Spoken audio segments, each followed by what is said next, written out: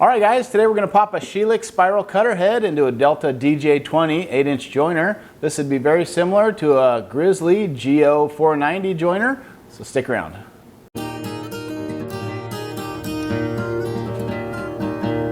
Unplug your tool before you get started. To remove the cutter head guard, don't mess with this assembly up above, just loosen the set screw down below, and then the whole guard will just lift straight up, and then when you go to reinstall it, the tension will still be maintained.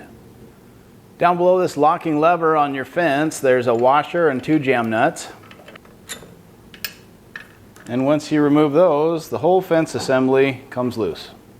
And then just 2 8mm Allen bolts secure the fence mounting bracket. And that'll come right off for you. Around the back of the machine, you can remove the rear cover. And the nuts for these guard bolts aren't captive, so you'll have to reach under the machine to remove that. Loosen the 4 nuts on the motor bracket to detension the belt, and you should be able to walk that belt right off the pulley. And if you have an impact driver with a 6mm Allen wrench, now's the time to use it. And this is the point in the process where you really need a gear puller, so let's check that out.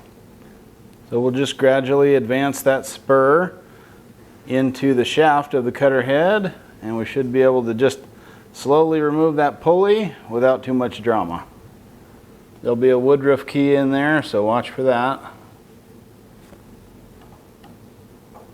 Okay, no big deal.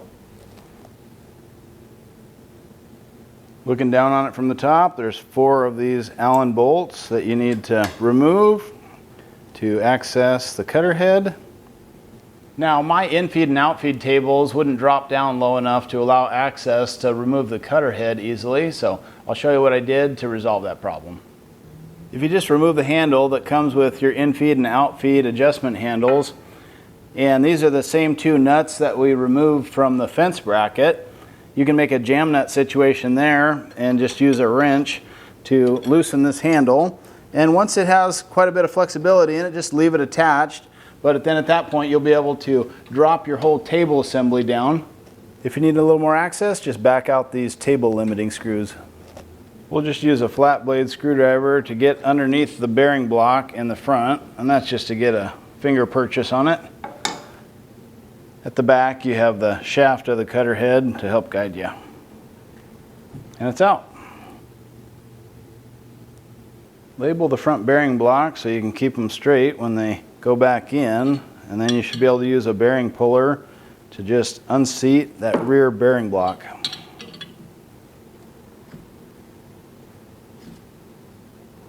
The front bearing block isn't so difficult to get off. You just use a couple screwdrivers and very light pressure, making sure you're not touching the blades of the cutter head. Just lever that off. And then we'll remove the bearing from the rear bearing block with a pair of snap ring pliers. With any luck and a little patience, you'll be able to get that snap ring to come out, and we can tap the bearing out. So this was the side with the snap ring on it. Just flip the bearing block over up on a couple of scrap boards and tap out that bearing with a mallet. There we go. And then you can seat the new bearing the same way. Always replace the bearing. Don't buy a $500 cutter head and cheap out on the bearings. They're not much. After you tap the bearing in flush with a block, you still need to go about a 1/4 inch further. I didn't have the right size socket to contact that outer race of the bearing, so I just used a hole saw and cut a little piece of hardwood that just has a slightly loose fit in there, so I can finish tapping that home.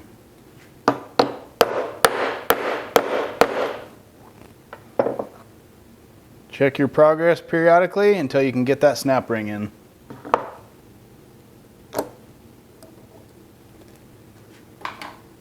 All right, let's see what this new head looks like. I ordered my Shelix head with the front bearing already pressed in position, and the rear bearing came loose, and so we'll just go ahead and reinstall the bearing blocks onto the cutter head.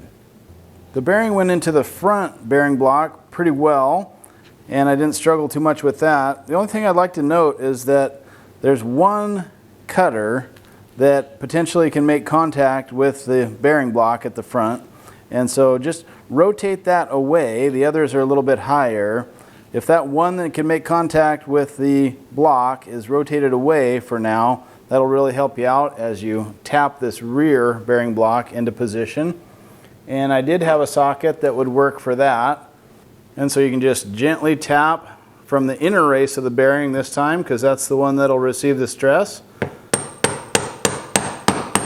And just check that you're staying parallel with the cutter head and work it down in place. Now, if my comment about the tooth being able to contact the front bearing block was concerning, not to worry. Once this is installed correctly, this spacing is fixed by attaching it to the machine, and the cutter head can spin freely.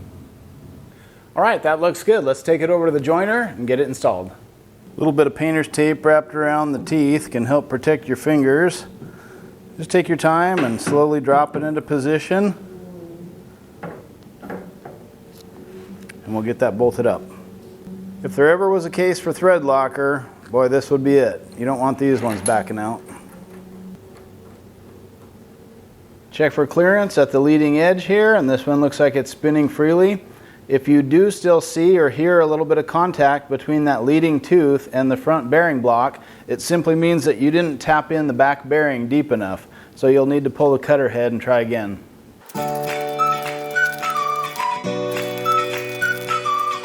Get your pulley and belt reinstalled. Otherwise, just reverse order to put things back together.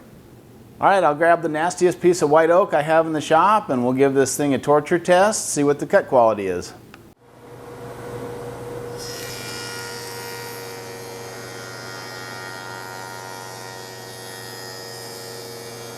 Well, this board really is a test for the Shelix. This is a sort of board that would be rejected for high-end furniture, or at least cut into much smaller pieces. It's got a lot of open checks and knots and things like that that would really give straight knives a hard time, especially if they weren't brand new sharp knives.